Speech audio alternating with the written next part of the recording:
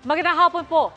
Ibinunyag ni AFP Chief of Staff Romeo Browner Jr. na may mga naririnig umanong mga ugong na destabilization efforts laban sa Administrasyong Marcos. Pero paliwanag ngayon ni Browner, mali lang anya ang pagkakaintindi sa kanyang naging pahayag.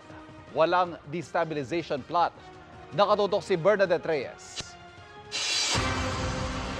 Marami po tayong naririnig ngayon, masasabi natin mga destabilization efforts. May mga nagsasabi na dapat palitan ang ating Pangulo dahil sa maraming rason. May mga nagsasabi na dapat ay magkaroon ulit ng kudeta. And sadly, some of them were former officers of the Armed Forces of the Philippines. Ito ang isiniwalat kahapon ni AFP Chief of Staff General Romeo Browner Jr. sa Change of Command Ceremony ng Western Mindanao Command sa Zamboanga City. Pero ngayon, sinasabi ng hepe ng AFP, misquoted o mali raw ang pagkakaintindi sa kanyang sinabi. It was taken out of context, no?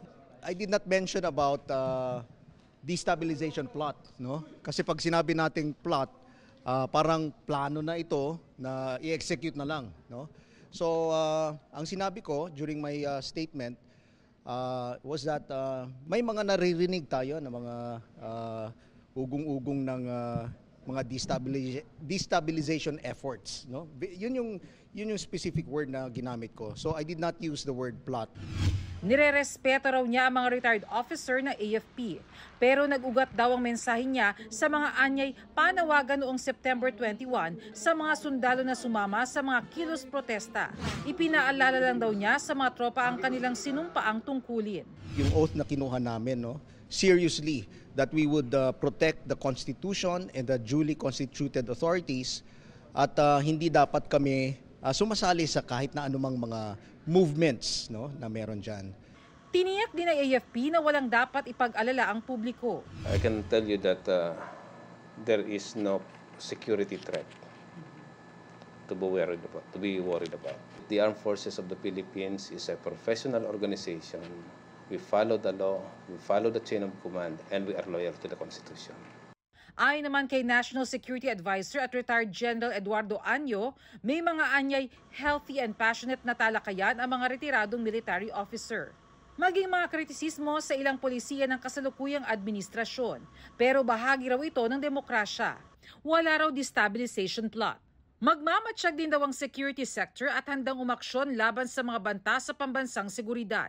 Ang PNP wala raw nakikitang dahilan para magkaroon ng destabilisasyon. I don't see any reason for any destabilization. So far, on our side, wala.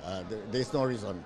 Pero aminado si Acorda na dati raw nagkaroon ng issue sa panukalang Military and Uniformed Personnel o MUP Pension System Act. Wala siyang ibinigay na detalye kaugnay nito, pero naayos naman na raw ito matapos nila makipag-usap sa Kongreso. Sinusubukan pa ng GMA Integrated News na makunan ng panig ang Malacanang kaugnay nito, pero wala pa silang tugon sa ngayon. Para sa GMA Integrated News, Bernadette Reyes, nakatutok 24 oras.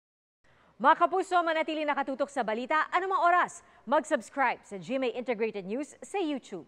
At sa mga kapuso abroad, samahan nyo kami sa GMA Pinoy TV at sa www.gmanews.tv.